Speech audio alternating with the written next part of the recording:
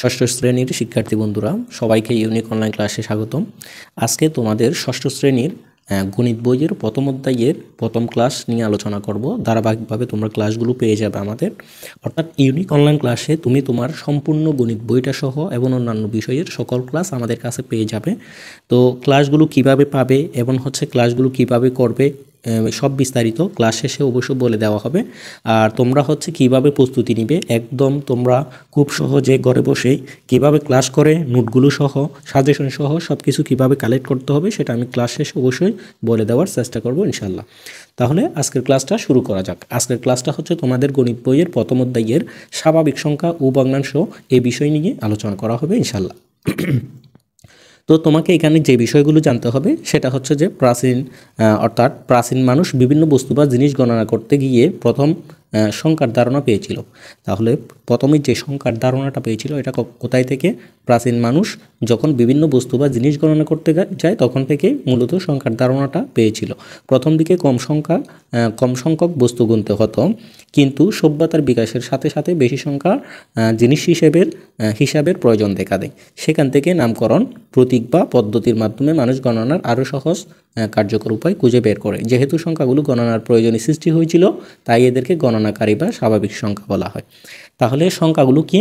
মূলত প্রাচীনকালে মানুষ বিভিন্ন বস্তু বা জিনিসের গণনা করতে গিয়ে সংখ্যা গণনার ধারণা পেয়েছিল। সেখান থেকে মূলত গণনা করতে করতে প্রথমে কিছু সংখ্যক কম সংখ্যক বস্তু গণতে হতো। পরবর্তীতে যখন এটার পরিধিটা বাড়তে থাকে তখন মানুষ সংখ্যা বের করে, সংখ্যার সৃষ্টি করে। তখন থেকে মূলত সংখ্যার গণনার প্রয়োজন সৃষ্টির হয়েছিল।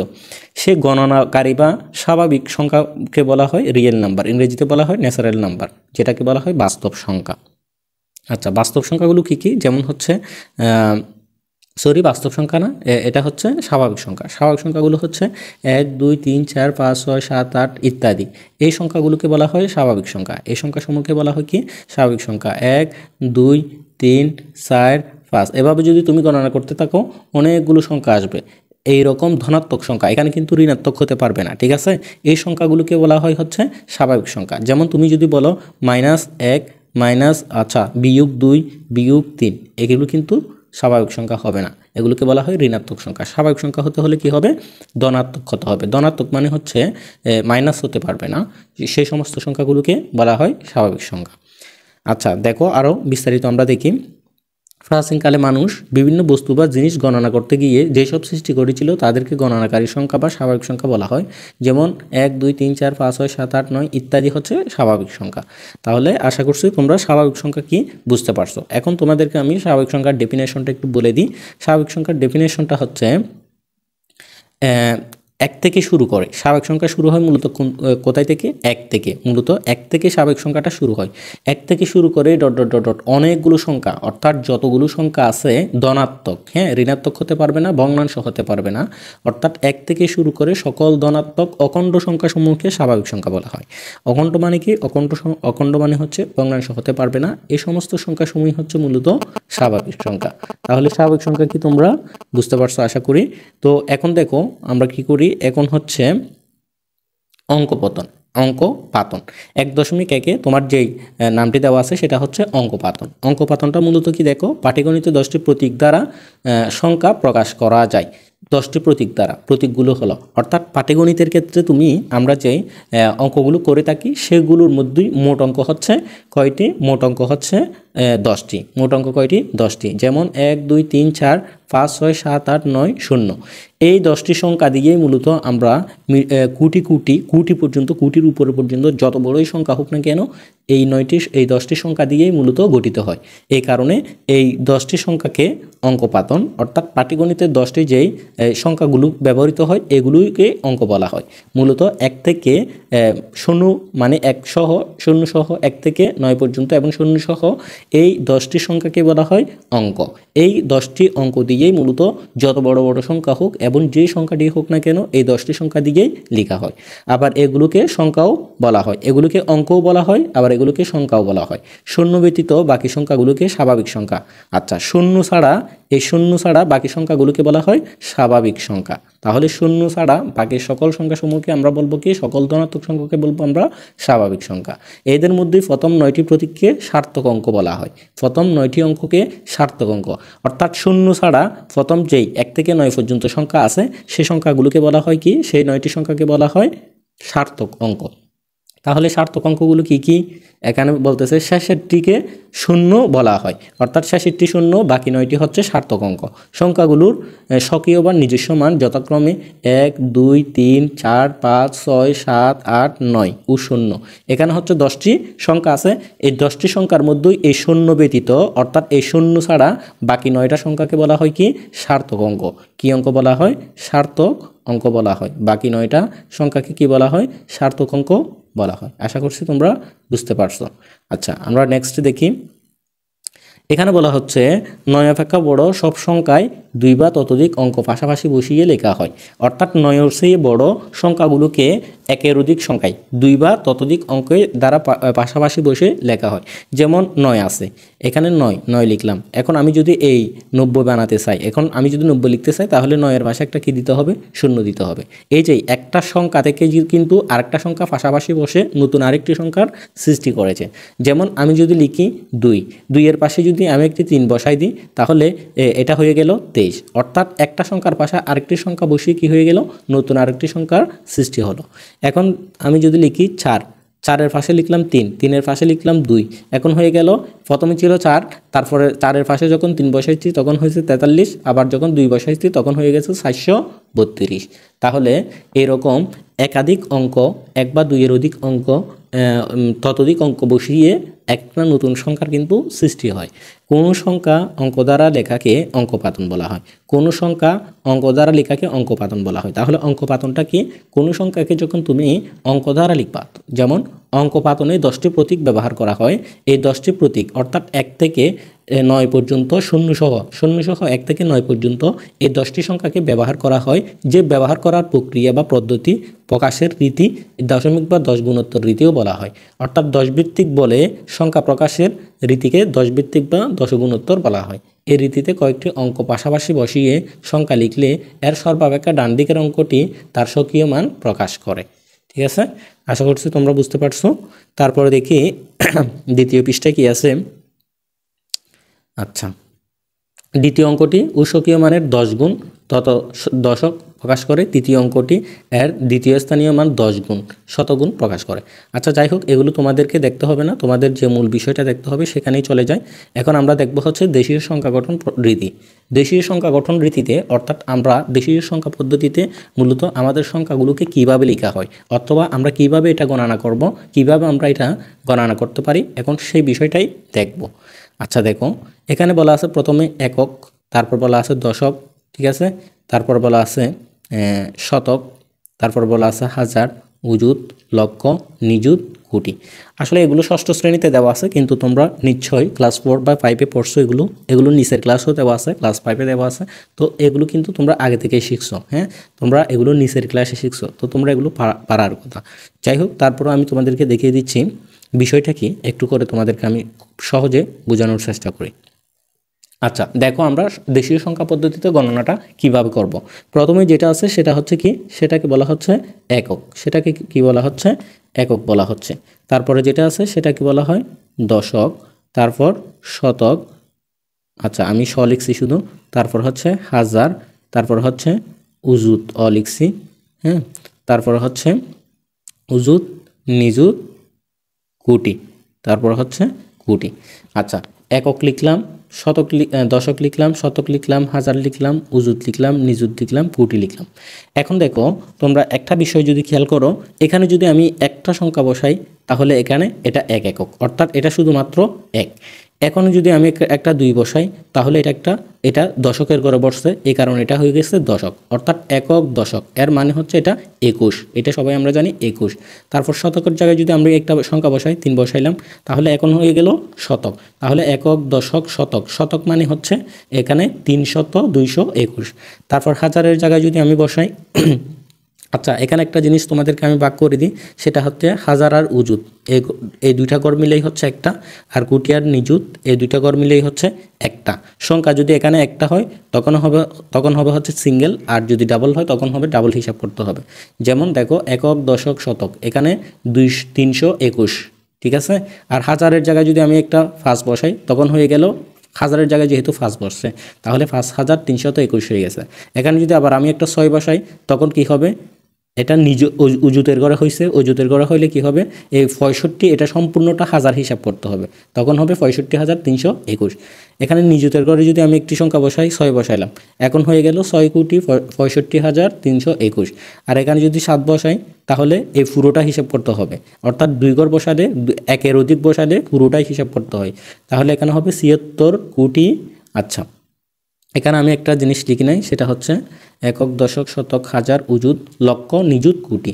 এখানে একটা লক্ষ হবে, হ্যাঁ, এখানে লক্ষ হবে, মাঝখানে একটা এটা লিখি নাই। আচ্ছা, তোমাদেরকে আমি এখান থেকে বুঝাই, যেখানে উদাহরণ দিয়েছে এখানে উদাহরণ দিয়ে বুঝাইছে, এখানে বুঝাই, এখান থেকে বুঝাই তোমাদেরকে। তাহলে একক প্রথমে, তারপর হচ্ছে দ্বিতীয় হচ্ছে দশক, শতক, হাজার, উজুত। এই দেখো হাজারের জায়গায় কিন্তু হাজার আর উজুত কিন্তু একটি, ঠিক আছে। লক্ষর জায়গায় দুইটি, আর কোটির জায়গায় হচ্ছে একটি। এখন এখানে যদি উদাহরণ দিয়ে থাকে সেক্ষেত্রে আমি তোমাদেরকে একটু উদাহরণগুলো একটু দেখাই, তারপরে তোমরা স্পষ্ট করে বুঝতে পারবে। যেমন এখানে উদাহরণ একে বলা হচ্ছে কমা বসিয়ে কথাই লেখো, কমা বসিয়ে কথাই লিখতে হবে। তোমাদেরকে আমি একটা সহজ বিষয় দেখা দিই, সেটা হচ্ছে যে আমাদের দেশীয় সংখ্যা পদ্ধতিতে, এখন আমরা যেটা শিখতেছি সেটা হচ্ছে দেশীয় সংখ্যা পদ্ধতিতে। তো দেশীয় সংখ্যা পদ্ধতিতে কিন্তু তুমি বাম দিক থেকে গণনা করে আসতে হবে। তো বাম দিক থেকে গণনা করে আসার সময় তুমি হচ্ছে প্রথমে তিনটা সংখ্যার পরে কমা দিবা, তারপর দুইটা সংখ্যার পর, তারপর দুইটা সংখ্যার পর। অর্থাৎ প্রথমে বাম দিক থেকে গণনা করে আসার সময় প্রথমে তিনটা সংখ্যার পরে কমা দিয়ে বাকি সবগুলোর ক্ষেত্রে দুইটার পরপর কি দিতে হয়, কমা দিতে হয়।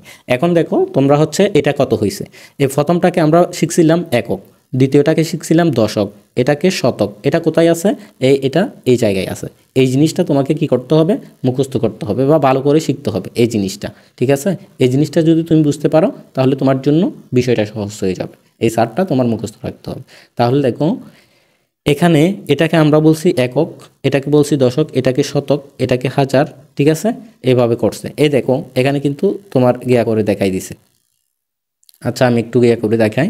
এখানে পুরো সংখ্যাটা কত, পুরো সংখ্যাটা হচ্ছে 9, 8, তারপর হচ্ছে 7, 5, তারপর হচ্ছে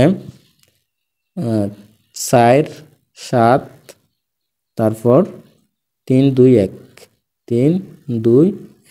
এখন দেখো তোমাদেরকে আমি বলতেছি বাম দিক থেকে গণনা করে আসার সময় তুমি 3 ঘর পর, প্রথম 3 ঘর পর একটা কমা দিব, তাহলে 1, 2, 3, এই 3 ঘর পর একটা কমা দিছি। তারপরে হচ্ছে 2 ঘর পর, এই 2 ঘর পর একটা কমা দিছি, আবার 2 ঘর পর একটা কমা। এখন 2 ঘর পর আবার একটি কমা দেওয়ার পর এখন কত হয়েছে দেখি সংখ্যাটা, এটা হচ্ছে একক। আচ্ছা, দশক, শতক, হাজার, উজুত, লক্ষ, নিযুত, কোটি। তাহলে দেখো একক, দশক, শতক, হাজার, উজুত, লক্ষ, নিযুত, কোটি। এর মানে কোটির জায়গায় কয় ঘর, 2 ঘর, লক্ষের জায়গায় কয় ঘর, 2 ঘর, হাজারের জায়গায় কয় ঘর, 2 ঘর। এর মানে আমরা কি বলতে পারি, 98,75,47,321।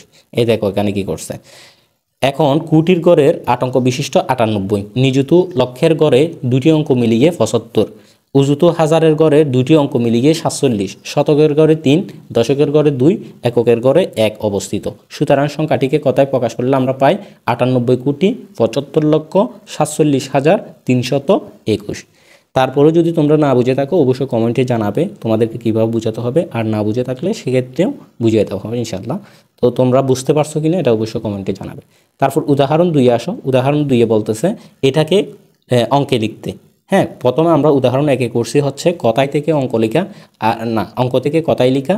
আর 2 নম্বর উদাহরণ বলা হচ্ছে অঙ্ক থেকে অঙ্কে লিখতে, কথায় থেকে অঙ্ক লিখতে। এখন এখানে বলা হচ্ছে 7,05,90,007। এটা একদমই সহজ। প্রথমে আমরা কি লিখে নিব, প্রথমে আমরা ওই যেটা শিখছি ছক থেকে সেটা লিখে নিব, একক, দশক, শতক, হাজার, উজুত, লক্ষ, নিযুত, কোটি। এটা আমরা প্রথমে লিখে নিব।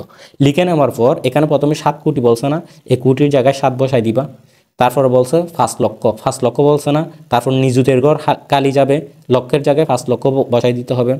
তারপরে হচ্ছে আর এখানে যদি 55 লক্ষ বলতো তাহলে এখানে শূন্যর জায়গায় আরেকটা 5 হতো। এখানে যদি 65 লক্ষ বলতো তাহলে এখানে শূন্যর জায়গায় কিন্তু 6 হইতো, ঠিক আছে। শুধুমাত্র 5 লক্ষ বলছে, এই কারণে লক্ষের জায়গায় 5 হয়েছে। তারপর বলছে 90,000। 90,000 আমরা জানি উজুতার 1000 মিলেই হয় 1000, উজুতার 1000 মিলেই হয় 1000, এ কারণে উজুতের জায়গায় 9 দিছে, 1000-এর জায়গায় 0 দিছে, সম্পূর্ণটা মিলে হয়েছে 90,000। তারপর শতক নাই, এ কারণে শতকের জায়গায় 0, দশক নাই, এ কারণে 0, 7 আছে অর্থাৎ একক, এই কারণে এককের জায়গায় 7 হয়েছে। তাহলে 7,05,90,007 হয়ে গেল। তাহলে কথায় প্রকাশ সংখ্যাটিকে অঙ্কপাতনের পর দেখা যায় নিযুত, শতক এবং দশকের ঘরে কোনো অঙ্ক নাই, অর্থাৎ কোনো অঙ্ক যদি না থাকে সেক্ষেত্রে শূন্য বসাতে হয়। এই খালিঘরগুলোতে শূন্য বসিয়ে সংখ্যাটি পাওয়া যায়। সংখ্যাটি হচ্ছে 7,05,90,007। এখন উদাহরণ 3 নম্বরটা দেখো। উদাহরণ 3 বলা হচ্ছে 7 অঙ্কের বৃহত্তম ও ক্ষুদ্রতম সংখ্যা লিখো। একদমই সহজ। এক অঙ্কের বৃহত্তম সংখ্যা হচ্ছে 9। এক অঙ্কের বৃহত্তম সংখ্যা কত? 9। আর এক অঙ্কের ক্ষুদ্রতম সংখ্যা হচ্ছে 0। এক অঙ্কের বৃহত্তম সংখ্যা 9, এক অঙ্কের ক্ষুদ্রতম সংখ্যা হচ্ছে, সবচেয়ে ক্ষুদ্রতম অঙ্ক হলো 0। তাহলে তোমার হচ্ছে এখানে এই এক অঙ্কের বৃহত্তম সংখ্যা যদি 9 হয় তাহলে 7 অঙ্কের বৃহত্তম সংখ্যা কত হবে? 7 অঙ্কের বৃহত্তম সংখ্যা হবে 7টা 9। 1 2 1 2, আচ্ছা একটু করে লিখি, 1 2 3 4 5 6 7, এরকম 7টি নয়। তাহলে 7 অঙ্কের এক অঙ্কের বৃহত্তম সংখ্যা যদি 9 হয়, 7 অঙ্কের বৃহত্তম হবে 7টা 9। আর এক অঙ্কের ক্ষুদ্রতম সংখ্যা যদি 0 হয়, অর্থাৎ সবচেয়ে ছোট সংখ্যা সবচেয়ে ক্ষুদ্রতম অঙ্ক যদি 0 হয় তাহলে সেক্ষেত্রে 7টি 0 হওয়ার কথা। কিন্তু এটা কি সম্ভব? 1টি 2টি 3টি 4টি 5টি 6টি 7টি, এটা কি সম্ভব? এটা সম্ভব না। কারণ হচ্ছে এটা ক্ষুদ্রতম সংখ্যা হবে না। কারণ কি? কারণ হচ্ছে 0, আমরা জানি 0-র কোনো মান নাই। এই কারণে কি করতে হবে? এই কারণে এখানে 7 অঙ্কের ক্ষুদ্রতম সংখ্যা লিখতে বলছে, ঠিক আছে। 6টা 0 হবে, প্রথমটা হবে কি 1, প্রথমটা হবে কি 1, প্রথমটা 1 হয়ে যাবে। এইভাবে করলে তাহলে সেক্ষেত্রে কি করা যায়? এভাবে করলে সেক্ষেত্রে হচ্ছে এই 6টা 0 আর প্রথমে 1, তাহলে এটাই হচ্ছে 7 অঙ্কের ক্ষুদ্রতম সংখ্যা হয়ে গেল। তাহলে 9 অঙ্কের বৃহত্তম সংখ্যা বৃহত্তম সংখ্যা 7 অঙ্কের বৃহত্তম সংখ্যা মানে হচ্ছে 7টি 9, আর 7 অঙ্কের ক্ষুদ্রতম সংখ্যা মানে হচ্ছে 1টি 1 6টি 0, এটাই হচ্ছে 7 অঙ্কের ক্ষুদ্রতম সংখ্যা। তো এরকম অঙ্ক কিন্তু একটা তোমাদের কোথায় আছে? একটা হচ্ছে তোমার অনুশীলনে আছে, সেটা তোমাদেরকে বাড়ির কাজ দিব, সেটা অবশ্যই তোমরা বাড়ির কাজ করে আমাদের গ্রুপে জমা দিতে হবে, ঠিক আছে। তো আমাদের গ্রুপে কীভাবে অ্যাড হবে সেটা আমি তোমাদেরকে বুঝিয়ে দিব এই অঙ্কটা বোঝানোর পরে, উদাহরণ 4 বোঝানোর পরে। উদাহরণ 4 কি? উদাহরণ 4 হচ্ছে একই অঙ্ক মাত্র একবার ব্যবহার করে অঙ্কগুলো দ্বারা 6 অঙ্কের বৃহত্তম ও ক্ষুদ্রতম সংখ্যা গঠন করো। একদমই সহজ। এটা যদি করতে চাও 6 অঙ্ক, এখানে অঙ্ক কয়টা আছে? 1টা 2টা 3টা 4টা 5টা 6টা অঙ্ক আছে, 6টা। এই 6 অঙ্কের বৃহত্তম সংখ্যা আর ক্ষুদ্রতম সংখ্যা বের করতে হবে, লিখতে হবে। তাহলে বৃহত্তম সংখ্যা লেখা কিন্তু একদমই সহজ। বৃহত্তম সংখ্যা কিভাবে লিখবে? বড় থেকে ছোট আকারে লিখতে হবে। এই দেখো এখানে বড় থেকে ছোট আকারে লিখছে। তাহলে এই সংখ্যাটাকে, এই 6টা সংখ্যাকে বড় থেকে ছোট আকারে লিখলে তুমি বৃহত্তম সংখ্যা পেয়ে যাবে, যেমন এটা বৃহত্তম সংখ্যা। আর এখানে ছোট থেকে বড় আকারে লিখলে, অর্থাৎ বড় থেকে ছোট আকারে লিখলে বৃহত্তম সংখ্যা পাবে, আর ছোট থেকে বড় আকারে লিখলে ক্ষুদ্রতম সংখ্যা পাবে। তবে সেই ক্ষেত্রে এখানে সবচেয়ে ছোট অঙ্ক কি? এখানে সবচেয়ে ছোট অঙ্ক 0, এই কারণে 0টা হচ্ছে শুরুতে দেওয়া যাবে না। তাহলে 0-র চেয়ে বড় কি? 0-র চেয়ে বড় হচ্ছে 3। প্রথমে হচ্ছে 3 লিখতে হবে, 3 লিখার পরেই মূলত 0টা বসাতে হবে, 3 লিখার পরে মূলত 0টা বসাতে হবে। তাহলে 3 0, তারপরে হচ্ছে 3 0, এরপর 3-এর চেয়ে বড় হচ্ছে 4 বসাতে হবে, তারপর হচ্ছে 5, তারপর হচ্ছে 7, তারপর হচ্ছে 8। এটাই হচ্ছে ক্ষুদ্রতম সংখ্যা। তাহলে 0 শুরুতে বসানো যাবে না, এই কারণে 0-র চেয়ে বড় যে সংখ্যাটা সেটা বসানোর পর 0 বসাতে হবে, এটাই হচ্ছে ক্ষুদ্রতম সংখ্যা। তাহলে বৃহত্তম সংখ্যা লেখার ক্ষেত্রে ছোট থেকে বড় ক্রমে লিখতে হবে, আর ক্ষুদ্রতম সংখ্যা লেখার ক্ষেত্রে ছোট থেকে বড়, আচ্ছা বৃহত্তম সংখ্যা লেখার ক্ষেত্রে সেক্ষেত্রে হচ্ছে বড় থেকে ছোট ক্রমে লিখতে হবে, আর ক্ষুদ্রতম সংখ্যা লেখার ক্ষেত্রে সেক্ষেত্রে ছোট থেকে বড় ক্রমে লিখতে হবে। আশা করছি তোমরা এই উদাহরণটা বুঝতে পারছো। এখন তোমাদের একটা বাড়ির কাজ দিই। তোমাদের বাড়ির কাজ হচ্ছে আমি যে 3 নাম্বার তোমাদের 3 নাম্বার অঙ্কটা করাইছি, সেই 3 নাম্বার অঙ্কের মতো একটা অঙ্ক তোমাদের এখানে দেওয়া আছে, এই অঙ্কটা তোমরা করবা। অনুশীলনের 1.1-এর 6 নম্বর অঙ্কটা তোমরা করবা। 7 অঙ্ক বিশিষ্ট বৃহত্তম ও ক্ষুদ্রতম সংখ্যার, আচ্ছা এটা না, সরি এই 4 নাম্বারটা তোমরা করবা। 4 নাম্বার অঙ্কটা, 4 নাম্বারটা হচ্ছে 9 অঙ্কের বৃহত্তম সংখ্যা ও ক্ষুদ্রতম সংখ্যা লিখো। এখানে উদাহরণ 3 তুমি লিখছিলা 7 অঙ্কের বৃহত্তম সংখ্যা এবং 7 অঙ্কের ক্ষুদ্রতম সংখ্যা। আর 4 নাম্বার অঙ্কে তোমাকে লিখতে হবে 9 অঙ্কের বৃহত্তম সংখ্যা আর 9 অঙ্কের ক্ষুদ্রতম সংখ্যা। আশা করছি তোমরা এটা করতে পারবে, এই কারণে এটা বাড়ির কাজ দিচ্ছি। এখন আসি এই বাড়ির কাজগুলো তোমরা কিভাবে কোথায় জমা দিবে। এগুলো জমা দিবে হচ্ছে আমাদের একটা ফেসবুক গ্রুপ আছে সেখানে, হ্যাঁ, তোমরা জয়েন হয়ে যেতে পারো। আর তোমাদের জন্য সুখবর হচ্ছে তোমরা ধারাবাহিকভাবে সবগুলো ক্লাস পাবে, সবগুলো নোট, সাজেশন, অর্থাৎ তোমার প্রস্তুতির জন্য যা যা প্রয়োজন সব কিছু পেয়ে যাবে আমাদের পার্সোনাল হোয়াটসঅ্যাপ গ্রুপে। তো আমাদের পার্সোনাল হোয়াটসঅ্যাপ গ্রুপে যুক্ত হওয়ার জন্য স্ক্রিনে তোমরা ডিসপ্লেতে একটা নাম্বার দেখতে পাচ্ছ, সেই ডিসপ্লেতে নাম্বারে তোমরা হচ্ছে হোয়াটসঅ্যাপে যোগাযোগ করে দ্রুত মাত্র 100 টাকায়, মাত্র 100 টাকার বিনিময়ে হচ্ছে তোমরা হচ্ছে তোমাদের যেই প্রাইভেট গ্রুপ তোমাদের জন্য খোলা হয়েছে সেটাতে যুক্ত হয়ে যাও। এখানে হচ্ছে ধারাবাহিক ক্লাস পাবে, নোট পাবে এবং হচ্ছে সকল প্রকারের সমস্যা তুমি শেয়ার করতে পারবে এবং হচ্ছে শিক্ষকদের সাথে যে কোনো সময় কথা বলে তোমার সমস্যার সমাধান করতে পারবে। সবাই ভালো থাকো, সুস্থ থাকো, আসসালামু আলাইকুম।